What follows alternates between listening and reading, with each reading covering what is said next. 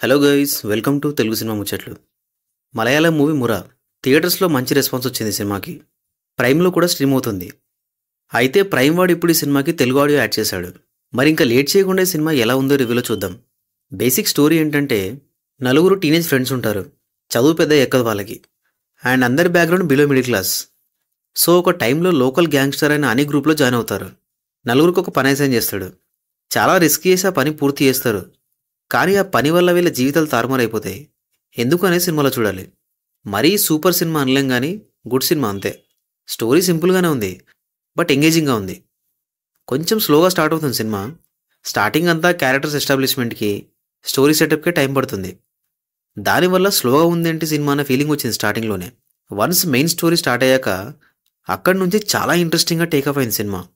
మధ్యలో స్టోరీ కొంచెం నేను గెస్ చేసినట్టుగానే వెళ్ళింది. దానికి కారణం ఏంటంటే, సినిమాలో విలన్ మరీ మంచోళ్ళగా కనిపిస్తుంటాడు. అందువల్ల ఈజీగా అర్థమైపోతుంది ఎక్కడో కొడుతుంది సినిమా అనిపించింది. ఇంకా సెకండ్ హాఫ్ చాలా బాగుంది.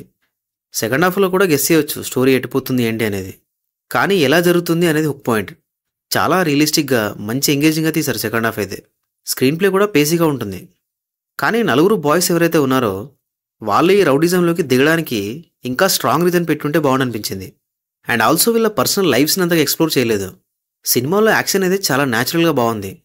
కొన్ని ఫ్లాస్ ఉన్నాయి సినిమాలో, బట్ ఓవరాల్గా అయితే ఎంగేజ్ చేసింది నాకైతే. తెలుగు డబ్బింగ్ కూడా బాగానే ఉంది, బట్ తెలుగులో డబ్ అయిన సాంగ్స్ మాత్రం అసలు బాగాలేవు. ఇంకా సినిమాలో మసాలా అయితే ఏం లేదు. యాక్టింగ్ విషయానికి వస్తే అనీగా సూరజ్ వెంజరముడు చాలా సెటిల్గా పర్ఫామ్ చేశాడు. చాలా మంచి యాక్టర్ తను. ముఖ్యంగా ఈ సినిమాలో ఫేస్లో ఎలాంటి ఎమోషన్ ఎక్కువగా చూపించొద్దు. చాలా న్యాచురల్గా చేశాడు అసలు. ఇంకా నలుగురు బాయ్స్ కూడా బాగా చేశారు. Rest of the caste okay ఉన్నంతలో. టెక్నికల్గా సినిమా బాగుంది. యాక్చువల్గా మలయాళం సినిమాలో ఒకటి నచ్చుతుంది, తక్కువ బడ్జెట్లో తీసినా కూడా క్వాలిటీ బాగుంటుంది. సేమ్ ఈ సినిమా కూడా అంతే. సినిమాకి బడ్జెట్ తక్కువ అని కనిపిస్తుంది మనకి, బట్ స్టిల్ క్వాలిటీ ఉంటుంది. సినిమాటోగ్రఫీ బాగుంది. మెయిన్గా బీజిఎం చాలా బాగా అనిపించింది.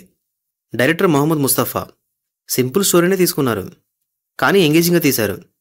ఒక్కటి చిన్న మైనస్ ఏంటంటే, నలుగురు బ్యాక్ స్టోరీస్ని కొంచెం ఎక్స్ప్లోర్ చేస్తుంటే బాగుండేది. ఫైనల్గా మురా స్టోరీ సింపుల్గా ఉన్నా సరే it's a well made revenge action drama. డెఫినెట్గా చూడొచ్చు. That's it guys. Thank you for watching this video.